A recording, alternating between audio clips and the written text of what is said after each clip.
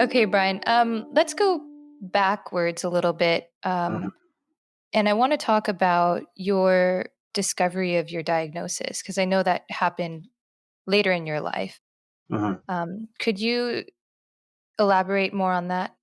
Um, so my first special education job was at Pineview Middle School in St. George, Utah, um, and I had a couple of students who were autistic, and I, my education hadn't really prepared me for for being able to support autism. Like there's a lot of stuff that was said, but when I encountered these kids, I was like,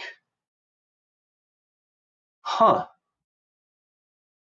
I'm talking to my younger me. That's weird. Mm. And then, so I filled I filled an emergency position as a special ed teacher at Pineview Middle School. Um, a special ed teacher had gotten fed up, verbally fused, cognitively fused, and walked out. And they had been having a long-term substitute for 2 months before I got hired onto the job. And so I came in and filled that role. And it was definitely like being thrown in the deep end, and it was a lot of fun, and it was really hard too. But that gave me some good experience. And then my next job was at Diamond Valley Elementary School in Washington County. So it wasn't in St. George. It was still a bit of a drive. It was actually a longer drive than going to St. George from Cedar City. But I was a special ed teacher for an elementary school, and my specialist and my emphasis was more secondary. But I was like, sure, I'll give it a try. Like, I've got some exposure to early childhood education, and again, it was like, this is younger me. All these kids, like, yeah, they're their own people and they're unique.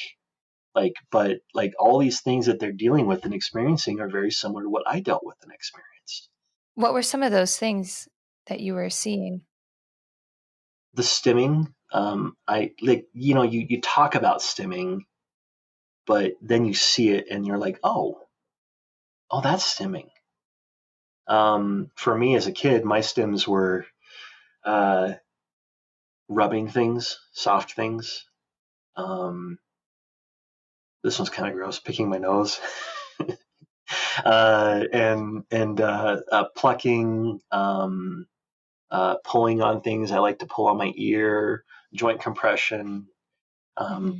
kind of grabbing, that sort of stuff. Those are a lot of my big stims.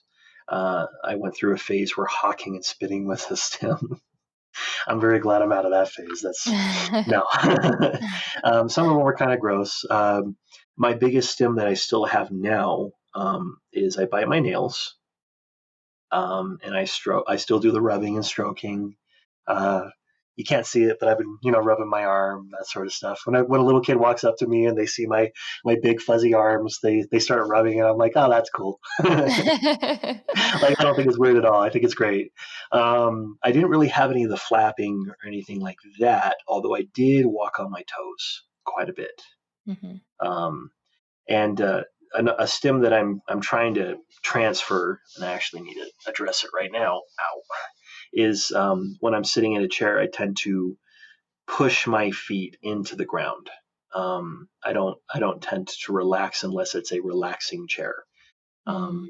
And that one's kind of a problem because that's causing some joint issues for me now in my older age. But um, Yeah. like, I'm trying to figure out how to transfer it to something else, because stimming isn't a problem unless it causes harm. And that's Hmm. something that I really try to emphasize. In fact, a story that I shared a little bit ago, but I still love it. I call this client REM now because I was kind of last minute schedule put on sitting with him during lunch, and I said something. He's non-vocal, and I said something that made me think of REM, the band.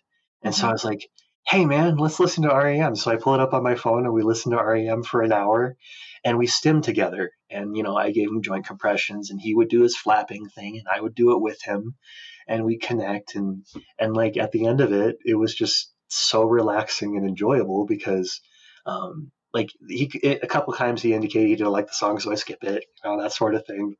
But it was about connecting and not worrying about a lot of things that other people worry about. Like a lot of people are really wanting to suppress stimming. I think that's just silly. Yeah. It's not And only it can silly, cause it's, harm. yeah, traumatizing. Yeah. Yeah. So, but back back to it. I'm bringing it back in. Sorry, reel it in here. Uh, So you saw these kids who you were seeing yourself in. and so I started researching, and I started with nonverbal learning disorder to try to understand that, and then I started looking into autism, and as a part of being a special ed teacher in the United States, there's something called Child Find, which is the drive, the requirement to identify children with special needs and provide them with support. And so a big part of my job is identification, which is not the same as diagnosis, even though it basically is. Let's be totally honest. It basically is the process. But we'd take data, we'd see how it's affecting their academics and their social life and that sort of thing, and then we'd do testing. Some of them are questionnaires, some of them are cognitive and academic testing, those sorts of things, and based off of certain patterns, kids would be identified in different ways.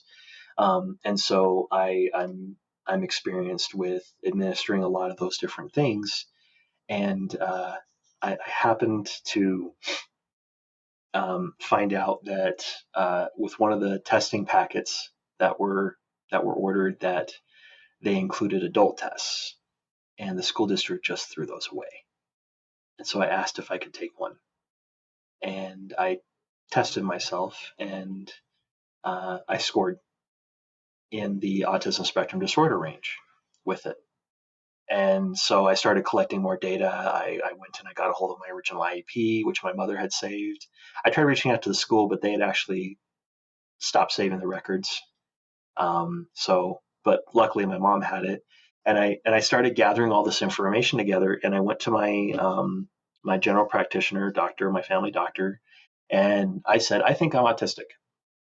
And then I proceeded to overwhelm him with all the data I collected, and he's like, okay, and he just entered it in, and I'm like, wait, you're not going to have me do a test? And he's like, you did everything. I don't need to do anything. How old were you at this point? 26. Okay. 26 or 27. Somewhere in that range. I'm 35 now, so it's been 36 in November. You've been watching Autism Knows No Borders. If you like this video, please give it a thumbs up and subscribe to our channel. Also, we'd love to hear from you, so let us know what you think in the comments section. Click here to watch this interview in its entirety. You can also find us on your favorite podcast app. Tune in each week for engaging conversations of how people across the globe are inspiring change and building community. Thanks for watching. Take care.